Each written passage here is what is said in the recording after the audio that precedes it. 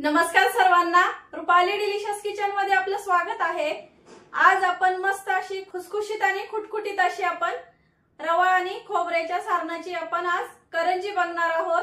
तर एकदम सोप्या पद्धतीत सांगणार आहे, करायला सोपी आहे। व्हिडिओ स्किप न करता संपूर्ण बघा आणि रेसिपी आवडली तर व्हिडिओच्या शेवटी लाईक करा। तर मग चला आता साहित्य बघूया आणि रेसिपीला सुरुवात करूया।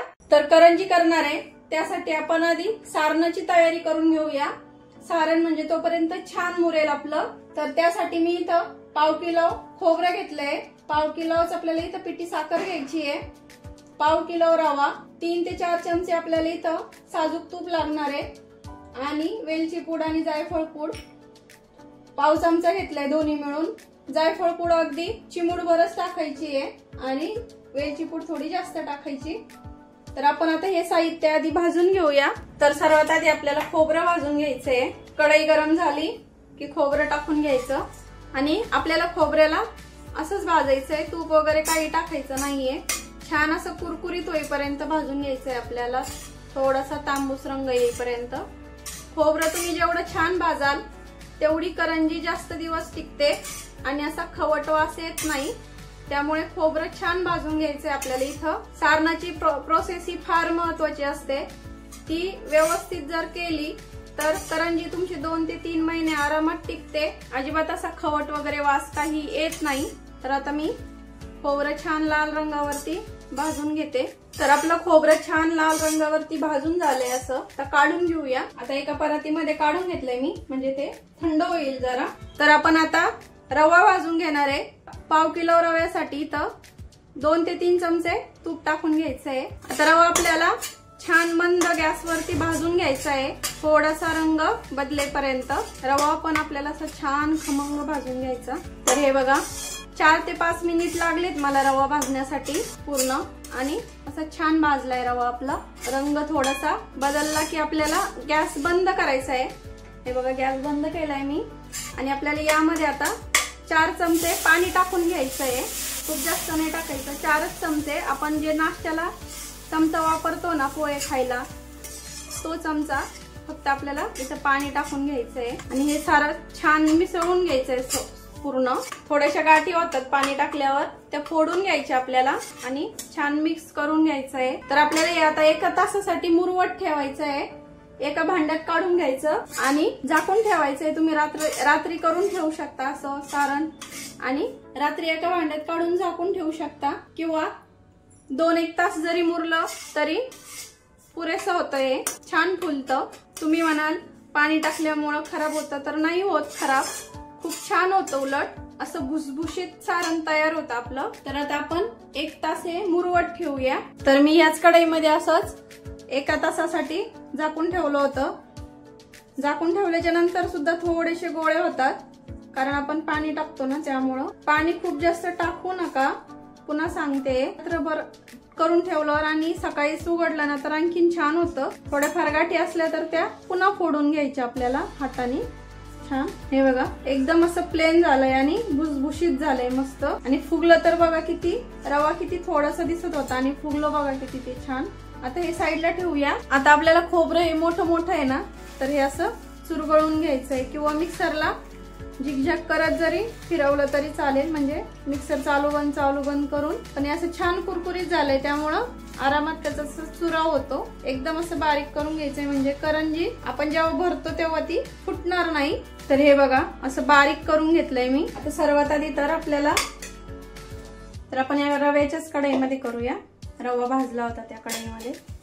तर आपण यामध्ये खोबरं मिक्स करून घेऊया। यानंतर 1 वाटी घेतलेली पिठी साखर। तर तुम्हाला पिठी साखर अजून थोडी जास्त वाढवायची असेल तर वाढू शकता, पण एवढं प्रमाण बरोबर होतं, त्यामुळं मी पाव किलो खोबरं आणि पाव किलो रव्याला पाव किलो साखर एकदम प्रमाणात होते। वेलची पूड टाकायची आपल्याला इथं। आता हे आपल्याला छान मिक्स करून घ्यायचंय। हे सारण तुम्ही असंच जरी ठेवलं ना तरी 2 ते 3 महिने आरामात टिकतं, कारण आपण खोबरं छान भाजून घेतलंय। खूप जास्त पण खोबरं काळं करू नका, नाहीतर मग कडवट लागू शकतं। थोडासा लाल रंग यायला लागला की गॅस बंद करायचा। आता आपलं सारण छान तयार झालंय, बघू शकता किती छान दिसतंय, असं मस्त असं भुसभुशीत झालंय, अजिबात गाठी वगैरे काही झाल्या नाहीये। तुम्हाला यामध्ये ड्राय फ्रूट ऍड करायचे असेल तर तुमच्या आवडीनुसार तुम्ही इथं ड्राय फ्रूट ऍड करू शकता। तर आपल्याला आता करंजीचा वरचा लेयर असतो त्यासाठी पीठ भिजवून घ्यायचं इथं। तर त्यासाठी आपण इथं मैदा घेतलाय पाव किलो, त्यासाठी आपल्याला 4 चमचे नाश्ता करायचे जे चमचा असतो ते 4 चमचे इथं रवा घेतलाय, 4 चमचे तूप आणि चवीपुरतं थोडंसं मीठ घ्यायचंय आपल्याला पीठ मळण्यासाठी, म्हणजे जो लेअर असतो ना त्याला छान चव येते। आणि तुम्ही इथं पीठ भिजवण्यासाठी दूध आणि पाणी दोन्हीतनं काही पण इथं यूज करू शकता। तर मी इथं पाणी घेणार आहे। आता आपण इथं मैदा भिजून घेऊया छान। त्याआधी आपल्याला तूप एकदम असं कडकडीत गरम करायचं आहे। वितळवलेलं तूप आपल्याला 4 चमचे घ्यायचं आहे, घट्ट तूप नाही घ्यायचंय आपल्याला 4 चमचे। तर मग आता आधी तूप गरम करून घेऊया, कडकडीत गरम करायचंय छान। आता ज्या वाटीने मी खोबरं आणि रवा वगैरे मोजून घेतलं होतं त्याच वाटीने आपण इथं मैदा घेतलाय, वाटीचं प्रमाण आणि बाकीचं साहित्य आहे तसंच घ्यायचंय आपल्याला। तूप गरम होतंय तोपर्यंत आपण इथं रवा टाकून घ्यायचा आहे आणि चवीपुरतं मीठ। आता हे मैद्याला छान लावून घ्यायचंय, म्हणजे मिक्स करून घ्यायचं छान। तर हे बघा तूप छान गरम झालंय। आता आपण यातलं 4 चमचे आपल्याला इथं तूप टाकून घ्यायचंय। खूप जास्त तूप पण टाकू नका, नाहीतर करंजी अशी खूप जास्त तेलकट होऊ शकते। तर आपण इथं 4 चमचे तूप टाकून झालंय आपलं। तर लगेचच आपल्याला हाताने मिक्स नाही करायचं कारण खूप गरम आहे तूप, तर असंच आपल्याला चमच्याच्या साहाय्याने हे मिक्स करून घ्यायचं आहे। आता थोडंसं थंड झालं की आपण हाताने पूर्ण मैद्याला आणि रव्याला हे तुपाचं जे मोहन आहे ते लावून घ्यायचंय, छान चोळून लावून घ्यायचंय, कारण यामुळे करंजी आपल्याशी छान खुसखुशीत होणार।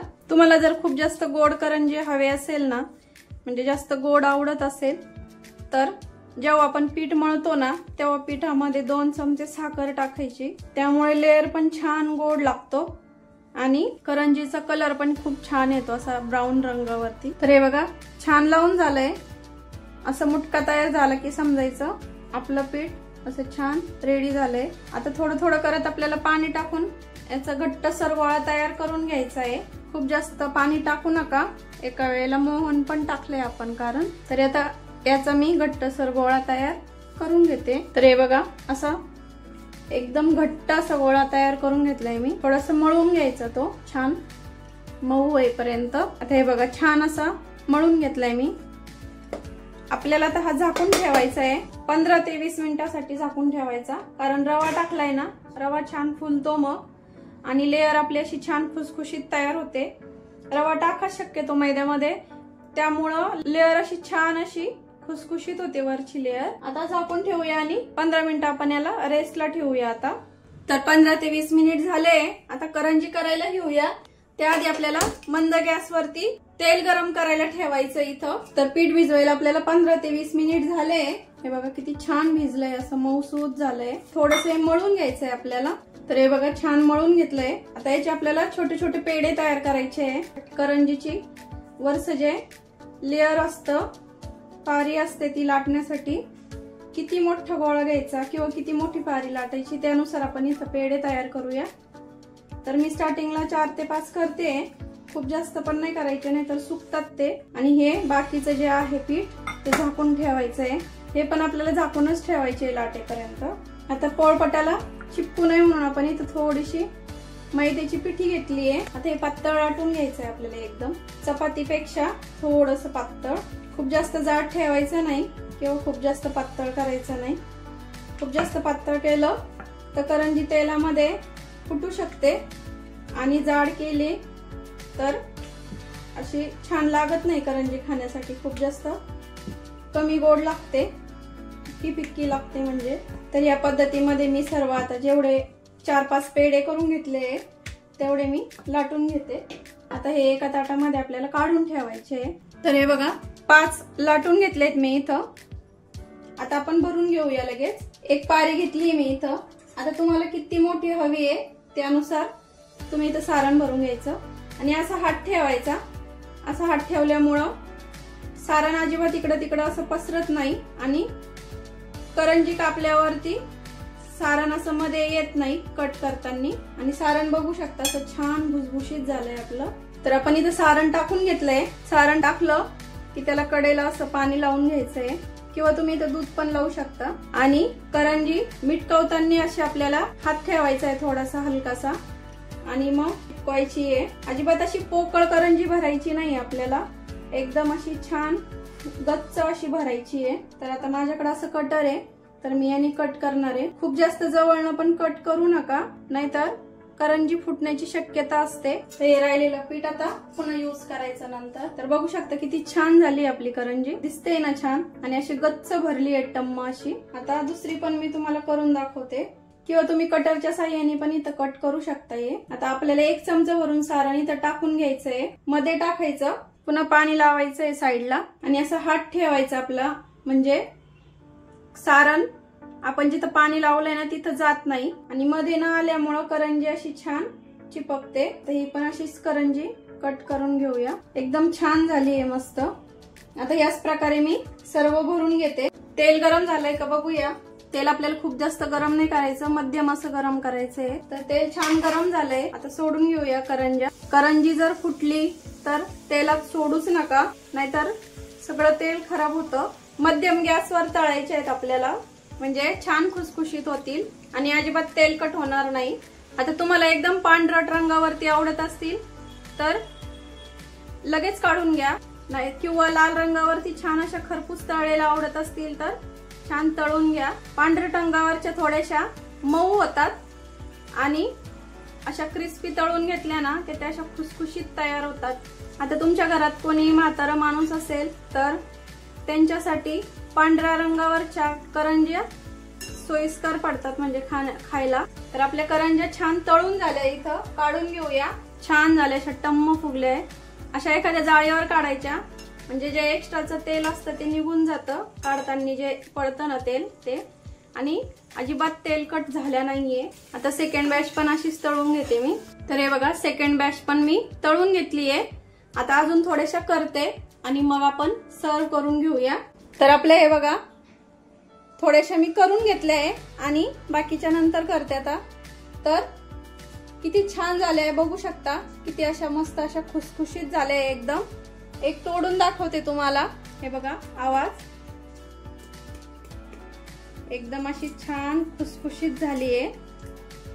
आणि सारण बघा एकदम असं भरपूर असं सारण भरलंय, एकदम अशी मस्त खारी सारखी झाली आपली करंजी।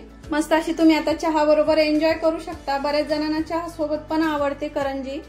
तर मग रेसिपी तर आवडलीच असेल त्यामुळे लाईक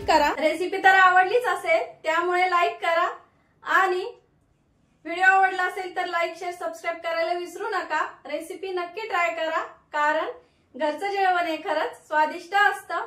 अशाच नवीन छान छान रेसिपींसोबत पुन्हा भेटूया, तोपर्यंत सर्वांना शुभ दीपावली।